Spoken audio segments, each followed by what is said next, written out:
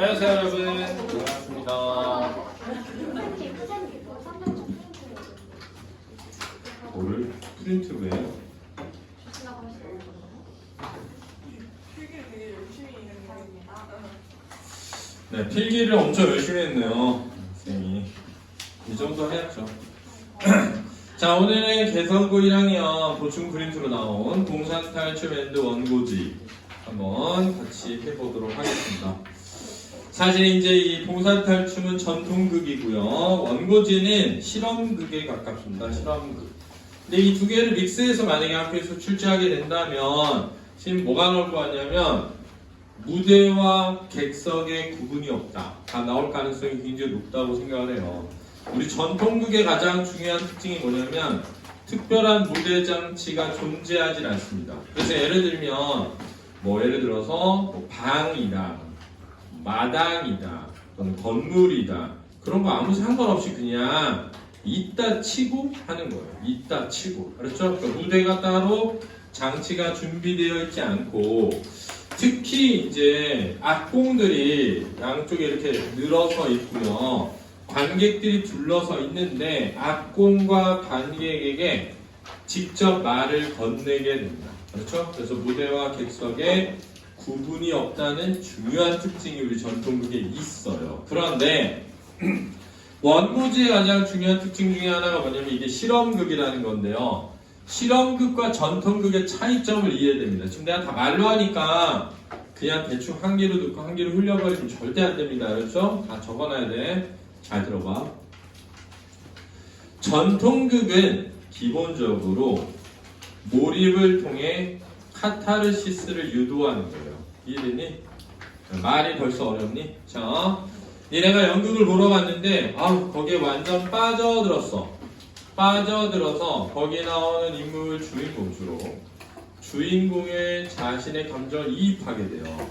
그래서 그 주인공이 겪게 되는 어려움이나 시련이나 고난이나 슬픔이나 이런 것들을 내가 막 느끼다가 울고 웃고 하다가 감정이 깨끗해짐을 느끼면서 나오는 거를 카타르시스라고 하는 거예요. 이해되니? 느껴지니?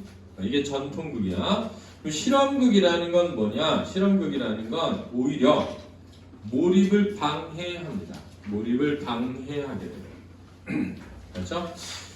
대표적인 게 어떤 거냐면 이런 겁니다. 잘 들어봐. 불을 끄지 않고 막을 내리지 않고 막 무대 소품을 막 바꾸러 사람들이 들어와서 막 바꿔. 그걸 보여줘. 그러니까 그걸 보고 있는 관객은 뭐야? 이 연극이구나. 그냥 이렇게 생각하게 되는 거야. 그렇지? 이게 그냥 연극일 뿐이구나. 이렇게. 두 번째는 관객에게 직접 말을 건네. 그렇지? 이 원고지에서 보면 이런단 말이야. 여러분, 우리 아버지는 늘 저렇게 달콤한 하품을 하십니다. 근데 갑자기 아버지가 비명을 질러. 으악! 이렇게. 그럼 관객들이 뭐야? 달콤한 하품이라더니 비명을 질러? 라고 하면서 낯설게 느껴져. 이 상황. 그러면 몰입되지 않고 딱 단절돼서 이게 뭔가 우리 사회의 어떤 단면을 보여주기 위한 장치구나 라고 이해하게 되는 거야. 알았어? 그래서 비판적인 인식을 가지고 바라보게끔 유도하는 것을 실험극이라고 하는 거야. 이해되니? 그러니까 원고지에 보잖아. 소파가 원고지로 만들어져 있어. 옷도 원고지로 만들어져 있어. 근데 남자 주인공이 쇠사슬을 두르고 들어와 집을. 누가 쇠사슬을 두르고 다녀? 그지? 그러니까 이건 연극이구나 라는 걸 분명하게 느끼게 해주는 거지. 이해됐니? 요 지점이 이제 공통점이야. 그 다음에 또 공통점이 뭐냐면 내용이 있어서 이 봉산탈춤의 양반과장 제6과장에 보면 양반춤 보면 양반이라는 대상을 비판하잖아 내용적으로. 근데 원고지에서는 뭐냐면은 획일화된 삶을 살고 있는 현대인의 삶을 비판하는 거야. 그렇지? 여기에 주인공이 교수가 나오는데 교수가 뭘 하냐면 번역을 해서 돈을 버는 것만 해. 그러니까 원래 교수는 연구를 해야 되는 사람인데 그냥 돈벌이일 뿐인 거야. 우리 현대 사회의 단면을 상징적으로 드러내고 있다라는 게 매우 중요해서 내가 다시 얘기하지만 지금 선생님이 말한 부분을 출제될 가능성이 굉장히 높은 거야. 알았니? 자 보자.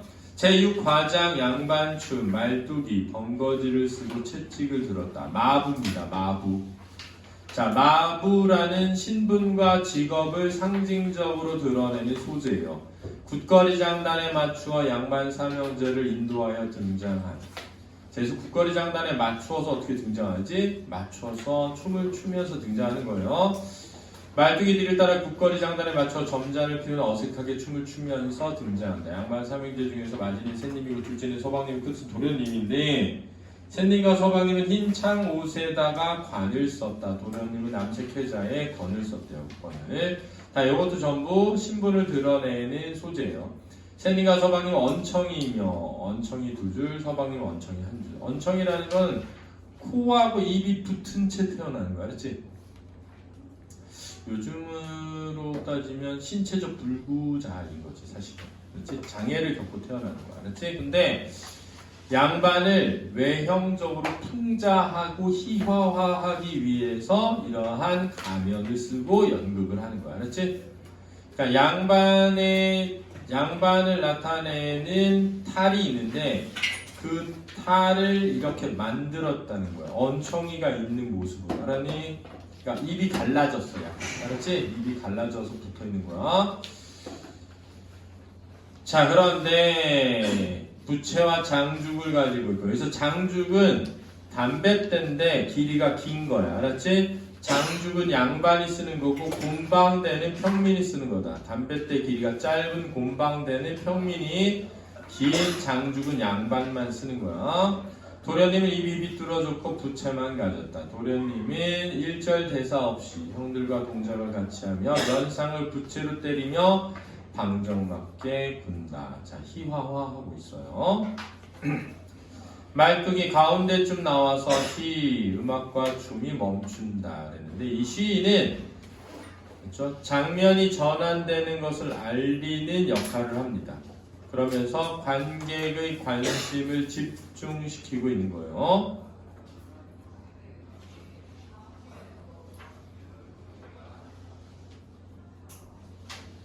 자, 그래서 춤을 멈추고 새로운 재담이 시작되는 것을 알리며 집중을 시킵니다. 음악과 춤 멈춘다. 양반 나오신다. 양반이라고 하니까 노론, 호조, 병조. 원래 노론, 소론은 당파야. 그렇지? 양반의 당파. 그렇지? 어떤 계파. 호조, 병조는 관직이야. 관직. 복당 다 지내고 삼정승 육판서 다지는 태로제성으로 계신 양반인 줄 알지 마시오. 계잘양 양자에 계다리 소반 반자 쓰는 양반 나오신단 말이오.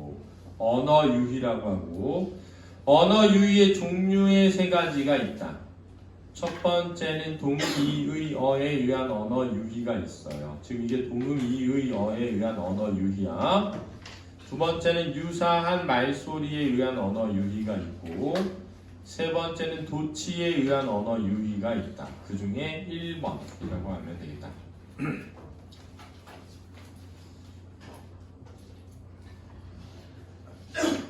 자, 이 부분은 이제 말뚝이가 양반을 조롱한 겁니다. 자, 재담의 구조라고 해요. 양반춤에는 재담 구조라는 게 있거든요.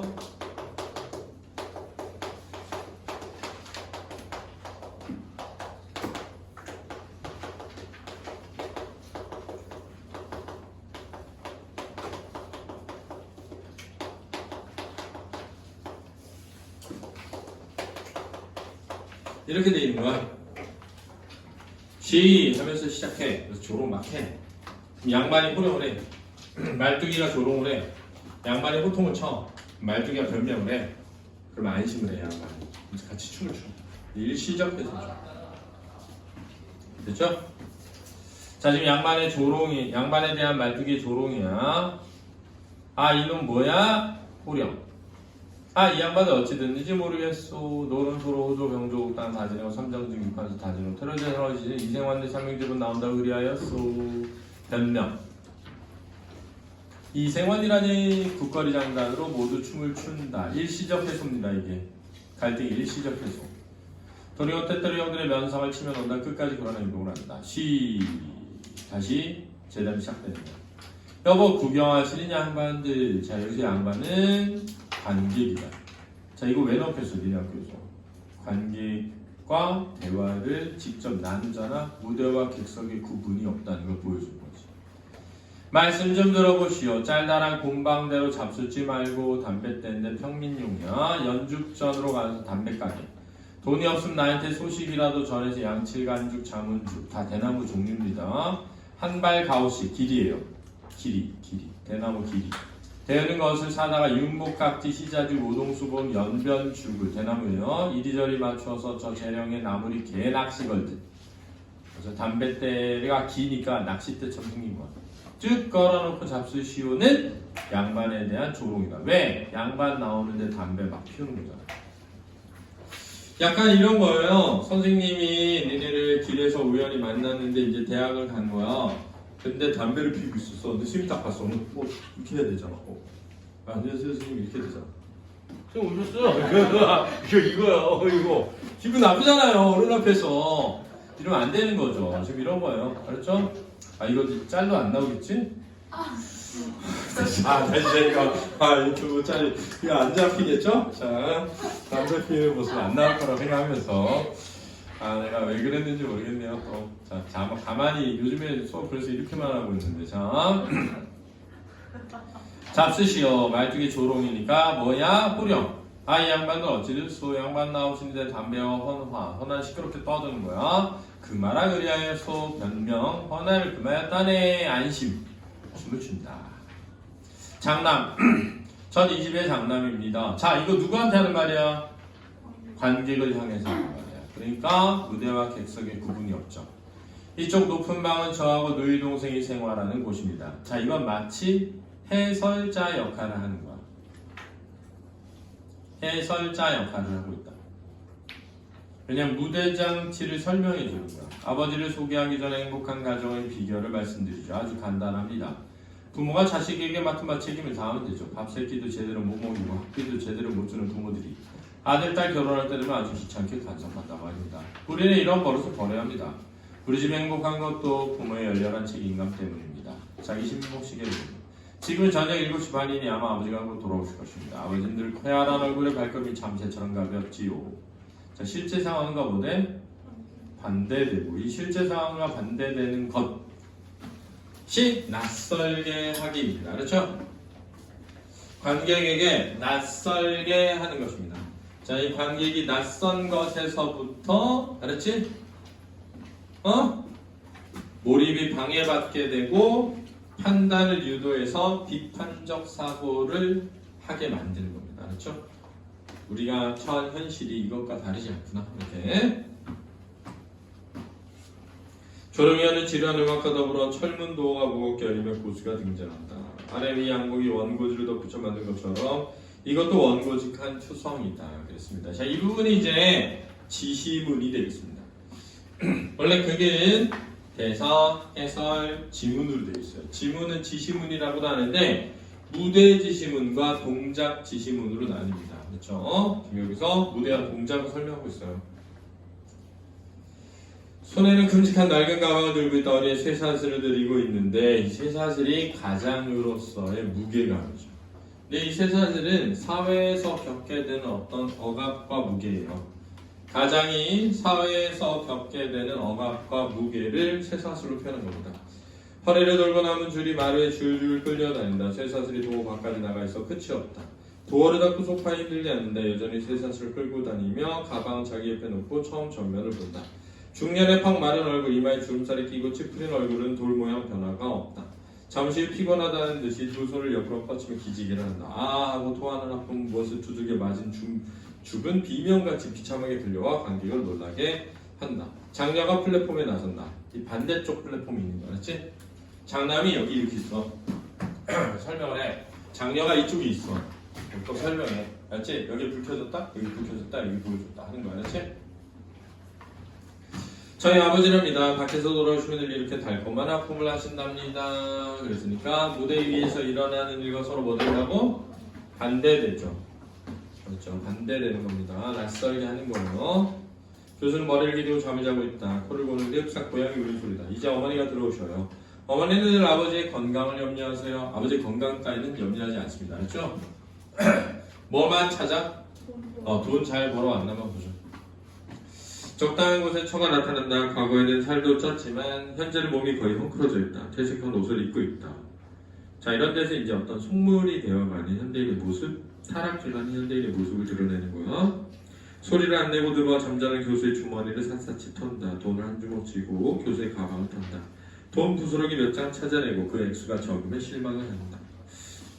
그래서 우리 여러분 때는 아니고 저희 때에서부터 조금 밑으로 가면서 아버지를 약간 돈 버는 기계 정도로 생각하는 풍습이 있었어요. 인식이. 근데 지금 좀 많이 바뀐 것 같아요. 왜냐하면 지금 여러분 때는 아버지 하면 나를 가장 잘 이해해주는 한 남자 이렇게 하는 경우가 많죠. 은근 많아졌어요. 옛날에는 아버지 그러면은 나랑 상관없는 인간 이런 게 많았거든. 근데 지금은 선생님도 이제 선생님 친구들 보면 대부분 자식들하고 친구처럼 지내는 애들이 되게 많아. 화 잘 안 내고 해달라는 거 막 해주고. 그래 보통은 엄마보다 더 친한 아빠들도 많더라고.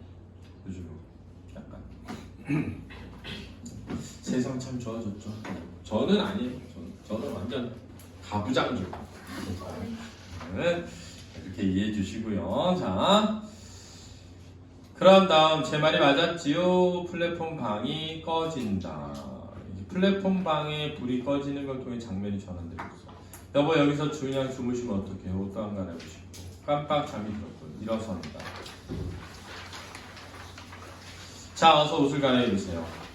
저는 교수의 허리에 칭칭 감긴 철새를 풀어 헤치고 소파 뒤에 막대기 감겨있는 또 하나의 굵은 줄. 이게 이제 가정에서의 가장이 느끼는 어떤 굴레, 억압, 부담감이에요. 옷을 갈아입으니 한결 시원하지 않아요? 아니죠. 왜? 또 굵은 줄을 묶었으니까. 그치? 그러니까는 집에서도 쉴 수 없는 가장들의 어떤 처지를 드러내요. 난 잘 모르겠어. 교수가 말없이 원고지 한 장을 쭉 찢어 철게 넘긴다. 천을 빼앗듯 원고지를 갈아채더니 자루 안에 쓸어넣는다. 그리고 300환. 자, 이거 잘 보세요. 모든 것, 이 세상의 모든 것을 돈으로 치환해서 사고하는 방식, 물질 만능주의적 사고라고 그러거든요. 현대 사회가 가지고 있는 어떤 특징 중에 하나예요. 물질 만능주의. 그렇죠? 재빠르게 다음 페이지의 번역을 끝낸 교수가 다시 한 장 찢어 철게 넘긴다. 저는 같은 행동을 반복하며 600환, 900환.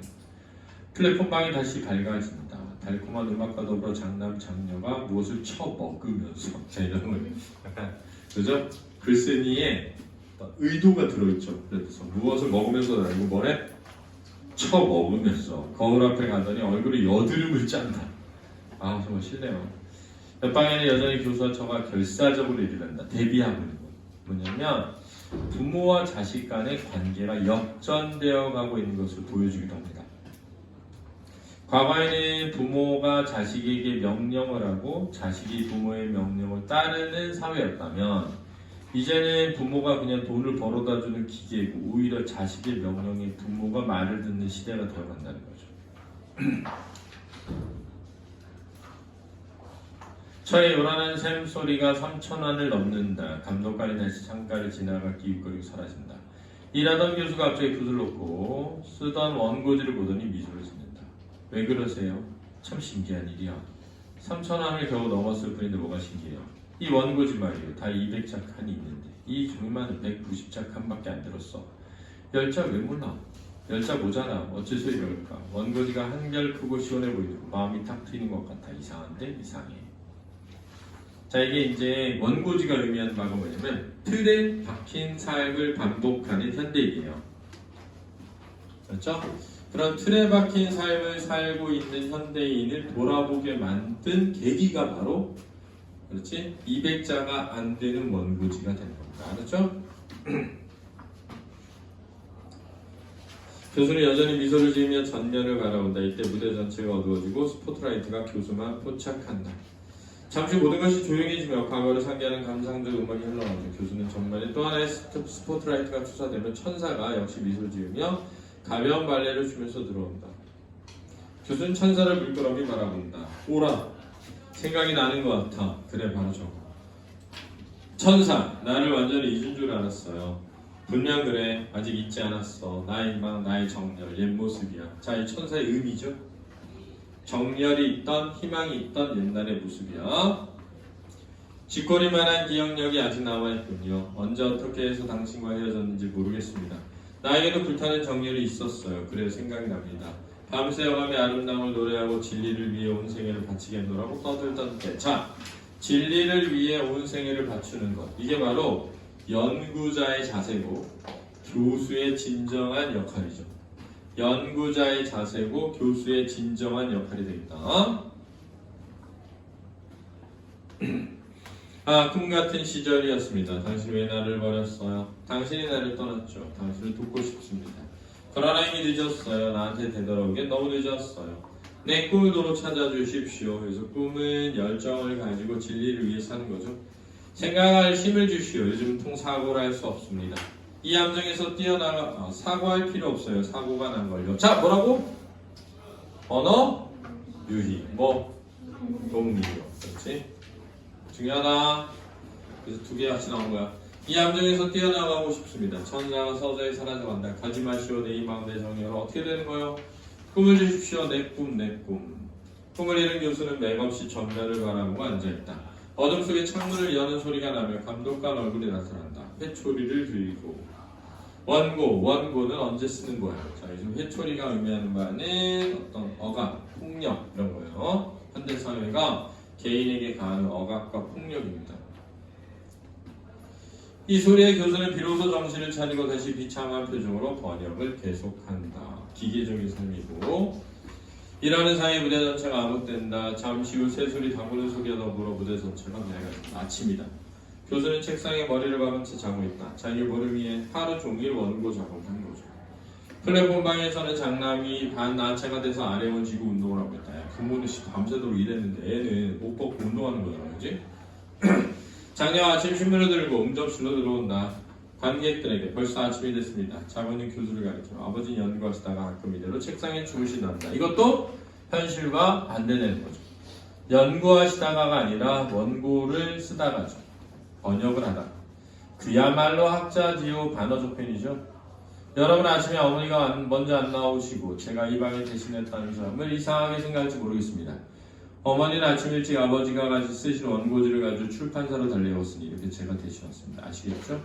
아버지가 늦도록 고생하시니 저도 아버지를 위해 한 가지 좋은 일을 해드려야겠어요. 아침마다 아버지의 신문을 읽어드립니다. 아버지 아침 신문 왔어요. 읽어드리겠어요. 너 읽어주는데 이 신문의 내용도 말도 안 되는 얘기입니다. 3살짜리 애가 아버지를 때렸다는 둥, 동대문을 들이받고 차가 동대문이 무너졌다는 둥, 말도 안 되는 신문을 막 읽고 있으니까 이거는 옛날 신문인데 왜 지금 읽고 있어? 하더니 오늘 신문을 읽어야겠군 하더니 똑같아 내용이. 그래서 반복적으로 일어나는 어떤 현대의 삶을 드러냅니다. 알겠니? 자, 수고했습니다.